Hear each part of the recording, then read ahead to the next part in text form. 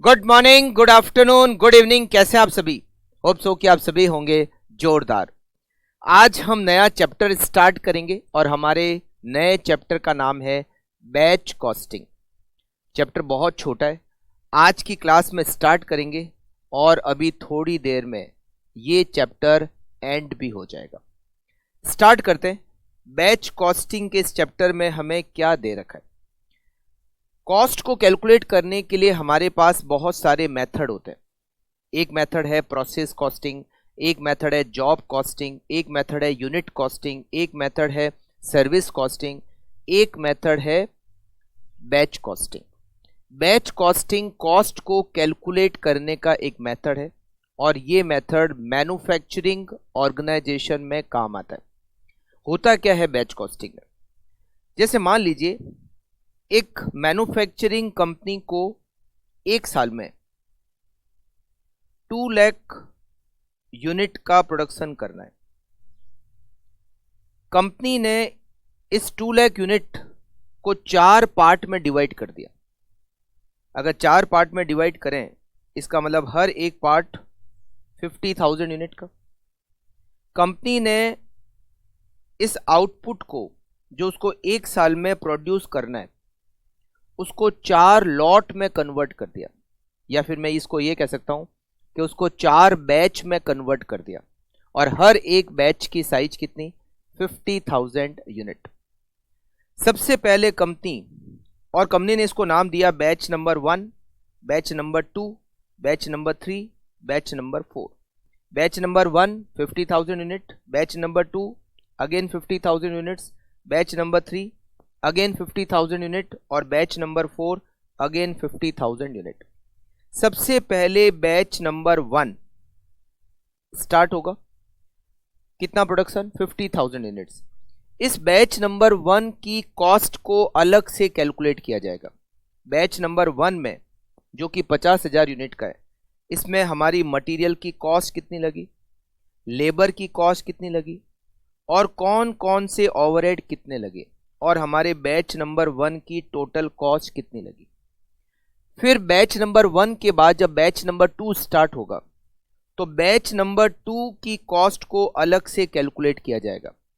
Batch number 2 में material की cost कितनी लगी, लेबर की कॉस्ट कितनी लगी, ओवरहेड कौन कौन से और कितने लगे, इन सब का कैलकुलेशन किया जाएगा।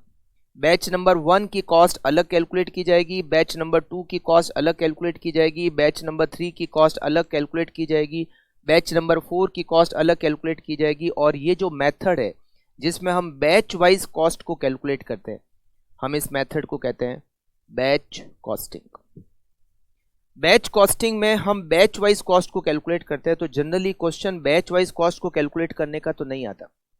ये जो बैच की साइज, जैसे अभी हमने यहां पर लिया 50,000 यूनिट, क्या बैच की साइज 50,000 यूनिट होनी चाहिए, या 1 लाख यूनिट होनी चाहिए, या 40,000 यूनिट होनी चाहिए, या 10,000 यूनिट होनी चाहिए, या 20,000 यूनिट होनी चाहिए? बैच की साइज क्या होनी चाहिए? बैच की साइज को कैलकुलेट करने के लिए हम इकोनॉमिक बैच क्वांटिटी को कैलकुलेट करते हैं। जैसे हमने मटेरियल चैप्टर में पढ़ा EOQ, इकोनॉमिक ऑर्डर क्वांटिटी। यहां पर आता है इकोनॉमिक बैच क्वांटिटी, मतलब वो बैच क्वांटिटी जो इकोनॉमिकल हो। सेम कॉन्सेप्ट EOQ की तरह ही है EBQ का, इकोनॉमिक बैच क्वांटिटी। तो इसमें से जनरली जब क्वेश्चन आता है तो वो batch quantity, economical batch quantity का क्वेश्चन आता है। EBQ का क्वेश्चन आता है। EBQ वैसे ही कैलकुलेट करते हैं जैसे कि हम EOQ कैलकुलेट करते हैं। EOQ कैलकुलेट करने का क्या फॉर्मूला था? EOQ को कैलकुलेट करने का फॉर्मूला होता है 2AO divided by C, right. इसमें A का मतलब होता है annual requirement of raw material, O का मतलब होता है ऑर्डरिंग कॉस्ट पर ऑर्डर, और C का मतलब होता है carrying cost per unit per annum, right. Same उसी तरीके से EBQ को कैलकुलेट करने का भी फॉर्मूला है। EBQ, इसका फॉर्मूला होता है 2DS डिवाइडेड बाय C।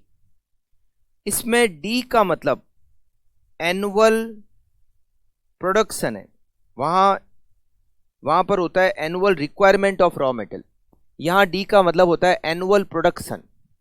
वहां पर था ओ ऑर्डरिंग कॉस्ट पर ऑर्डर, यहां पर उसकी जगह पर है S setup cost per setup, setup cost per setup. और सी का मतलब carrying cost per unit per annum, carrying cost per unit per annum.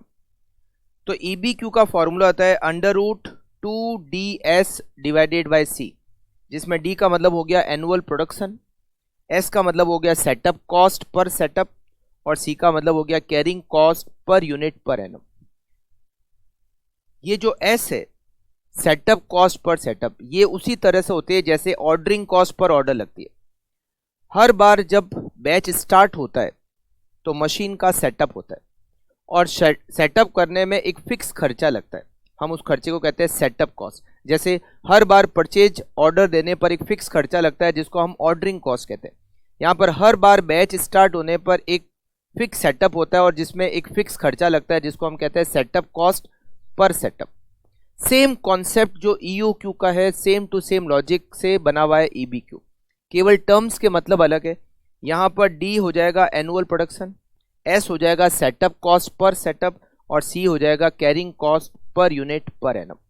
अच्छा, वहां पर हम कैलकुलेट करते थे टोटल एनुअल इन्वेंट्री कॉस्ट, जिसमें हम 3 एक्सपेंडिचर को इंक्लूड करते थे, परचेज कॉस्ट, ऑर्डरिंग कॉस्ट और कैरिंग कॉस्ट। यहां पर भी टोटल कॉस्ट कैलकुलेट होती है, मगर यहां टोटल कॉस्ट में परचेज कॉस्ट नहीं आती, एक आती है सेटअप कॉस्ट और दूसरा आता है कैरिंग कॉस्ट। सेटअप कॉस्ट का फॉर्मूला वैसे ही होता है जैसे कि ऑर्डरिंग कॉस्ट का फॉर्मूला होता है। ऑर्डरिंग कॉस्ट का फॉर्मूला क्या था, A divided by EOQ multiply by O.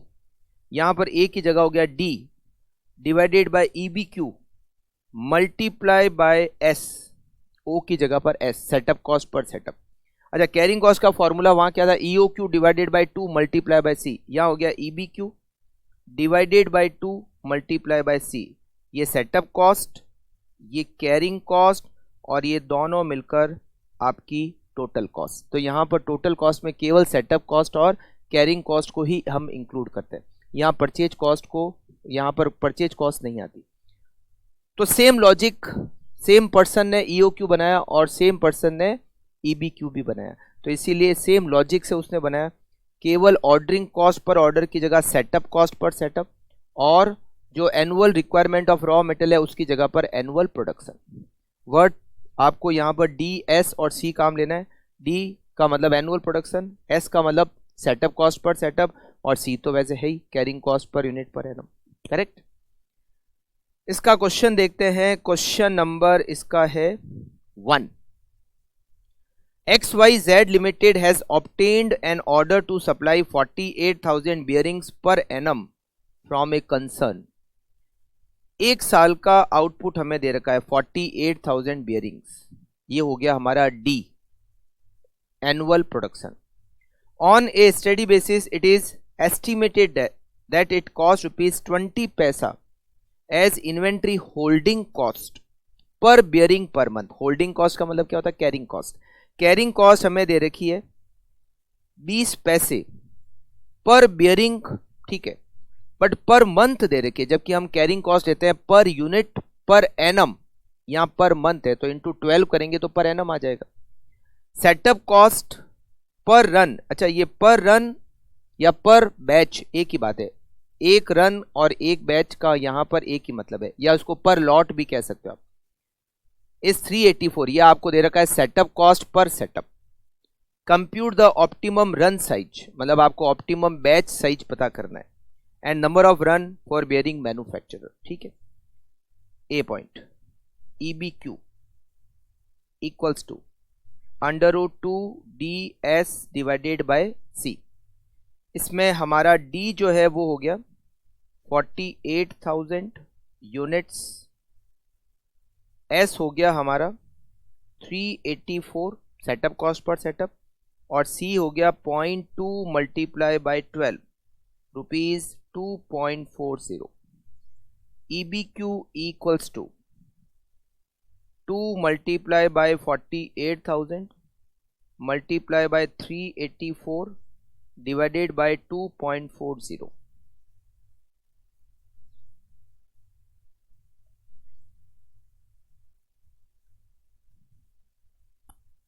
It is 3920 units. ये हमारा हो गया EBQ. इसके बाद में इसी पॉइंट में हमें नंबर ऑफ रन भी पता करना है, मतलब कितने बैच होंगे. Number of run, number of batch 48,000 हमें प्रोडक्शन करना है और एक बैच की size 3920. 48,000 divided by 3920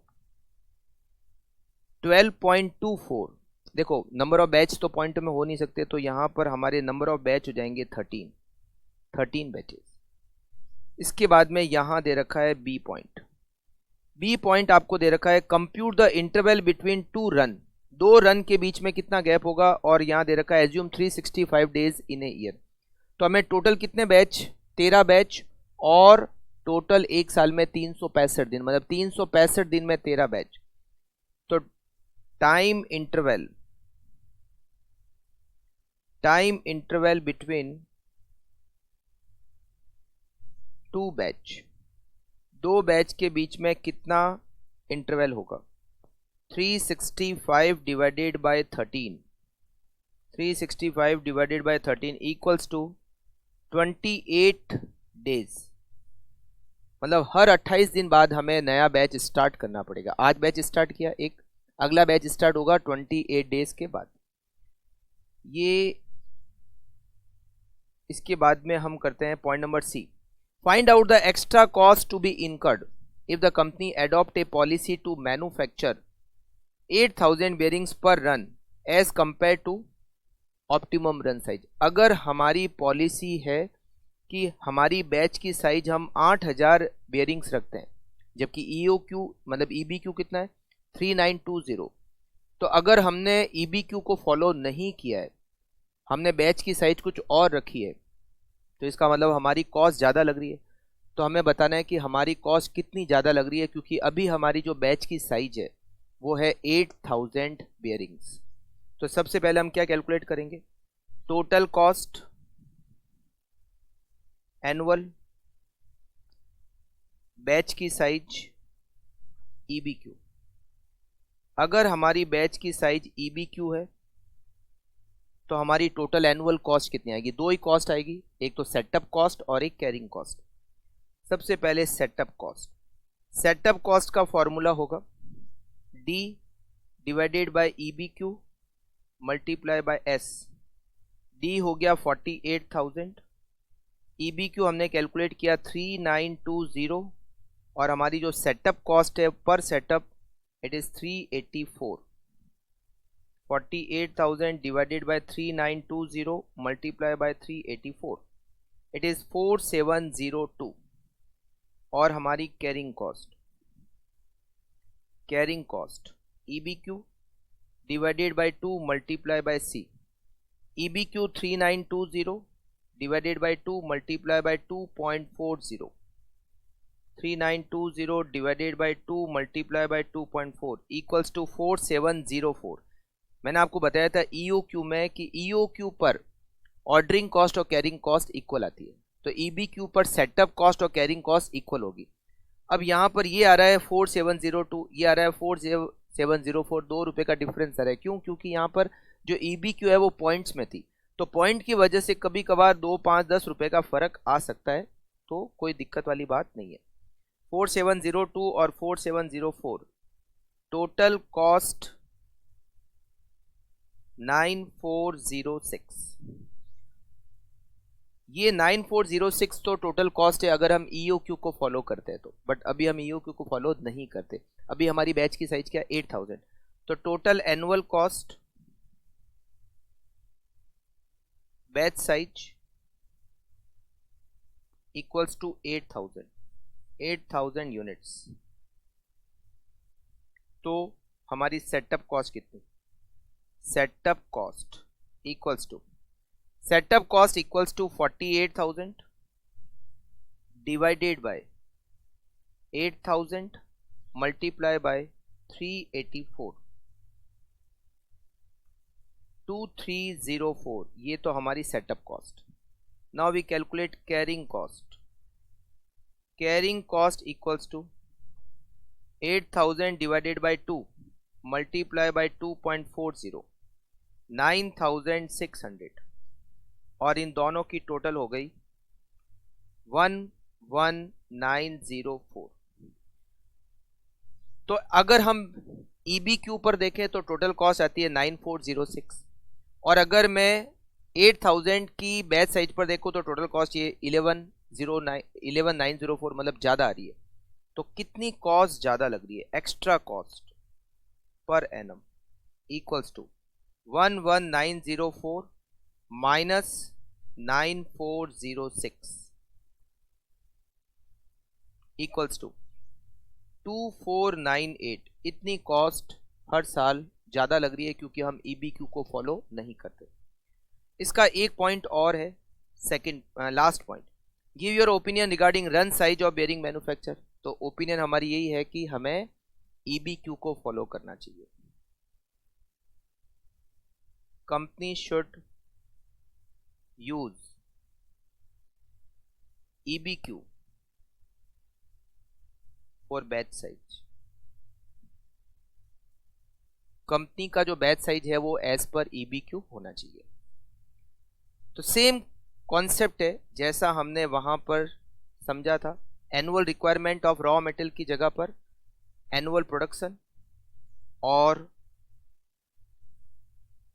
ordering cost per order की जगह सेटअप कॉस्ट पर सेटअप।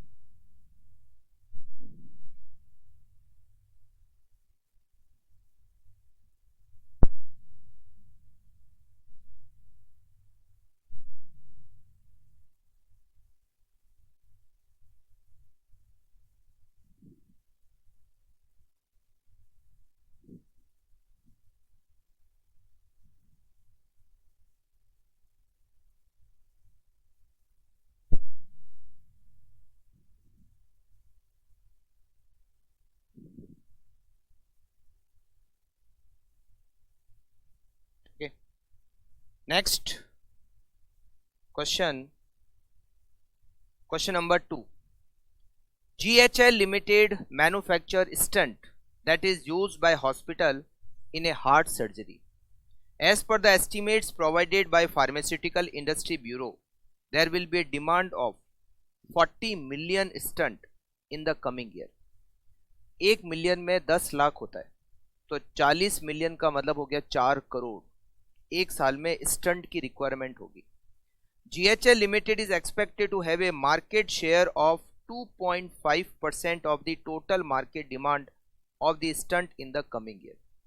अच्छा, ये जो 4 करोड़ स्टंट है ये तो मार्केट की डिमांड है, और हमारा शेयर इसमें कितना है? 2.5%। तो 4 करोड़ का 2.5% 10 लाख, मतलब हमें एक साल में 10 लाख स्टंट बनाने। It is annual output 10 lakh.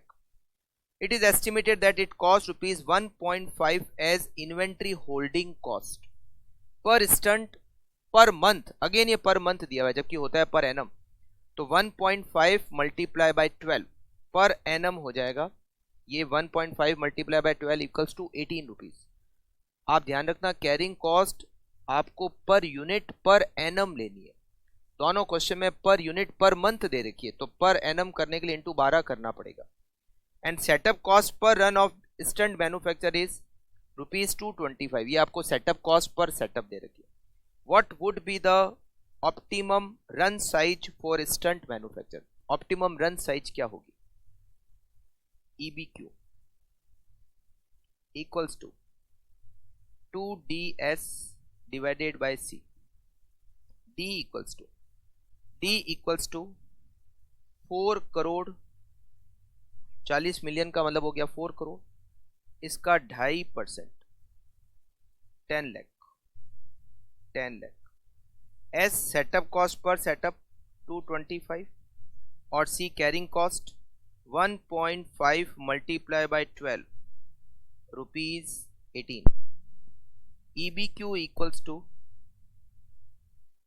2 multiply by 10 lakh multiply by 225 divided by 18।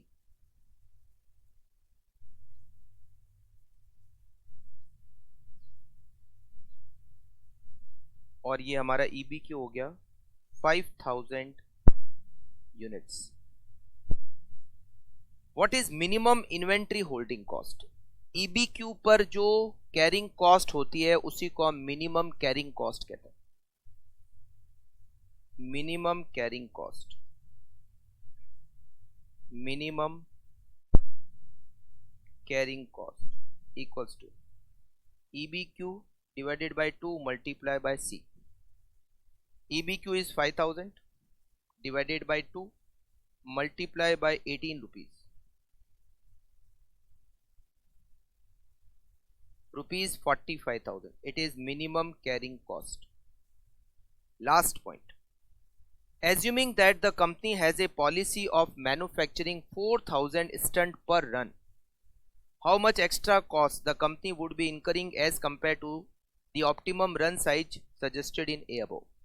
अभी कंपनी की पॉलिसी है कि वो बैच की साइज है उसकी 4000 जबकि हमने कहा 5000, तो आपको बताना है उससे कितनी एक्स्ट्रा कॉस्ट कंपनी को इनकर करनी पड़ती है। Total annual cost,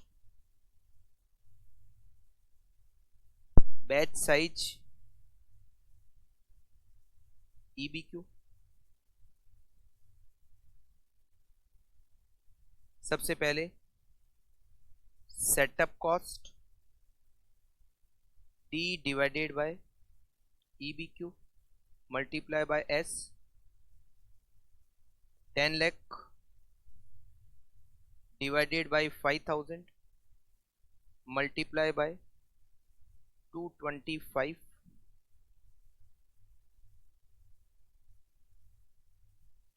45,000। Carrying cost equals to EBQ divided by 2 multiply by C। 5000 divided by 2 multiply by 18 equals to 45,000। total cost 90,000। total annual cost, if batch size equals to 4000 units, setup cost equals to 10 lakh divided by 4000 multiply by 225। 10 lakh divided by 4000 multiply by 225, 56,250। carrying cost equals to 4000 divided by 2 multiply by 18, 36,000। Total cost 92250 जो कि EBQ की total cost से ज़्यादा है। तो extra cost per annum equals to 92250 minus 90,000। 2250 is extra cost per annum। और ये आपका बैच कॉस्टिंग का सेकंड क्वेश्चन भी कंप्लीट हो गया और हमारा बैच कॉस्टिंग का चैप्टर भी कंप्लीट हो गया।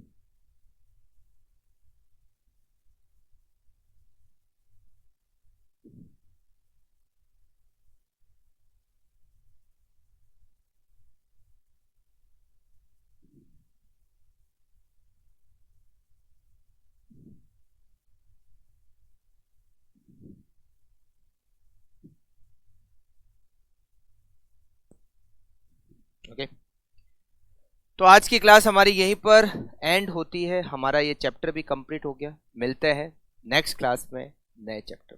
Thank you, take care.